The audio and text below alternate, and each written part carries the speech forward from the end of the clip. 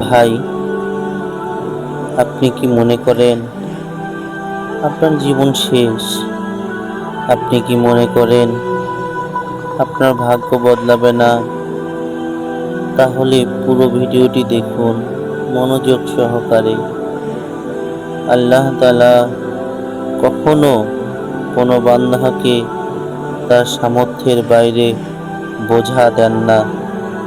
আজ আপনি কষ্টে আছেন, ঋণে আছেন, ব্যর্থতায় আপনার জীবনের সব দিকে শুধু মানুষ আপনাকে ভালোবাসে না, অবহেলা করে। কিন্তু মনে রাখবেন, এই অবস্থা আপনার স্থায়িত্ব পরিচয় না। মহান রব্বুল আলামিন কোরআনে বলেন, নিশ্চয়ই কষ্টের সাথে রয়েছে স্বস্তি। রাসূল সাল্লাল্লাহু আলাইহি ওয়াসাল্লাম বলেছেন, শক্তিশালী মুমিন আল্লাহর কাছে দুর্বল মুমিনের চেয়ে অধিক প্রিয়। সহিহ মুসলিম। তাই দুর্বলতা নয়, হতাশা নয়, আজ থেকে নতুন করে শুরু করুন কয়েকটি কাজ দিয়ে।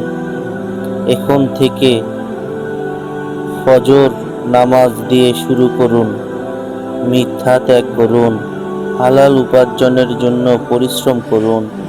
মনে রাখবেন, মহান আল্লাহর সাহায্য তখন আসে বান্দা যখন নিজেকে বদলাতে শুরু করে। আমি জানি আপনি পারবেন। দোয়া করতে থাকেন মহান রব্বুল আলামিনের কাছে। অবশ্যই আল্লাহ আপনার দোয়া কবুল করবে ইনশাআল্লাহ।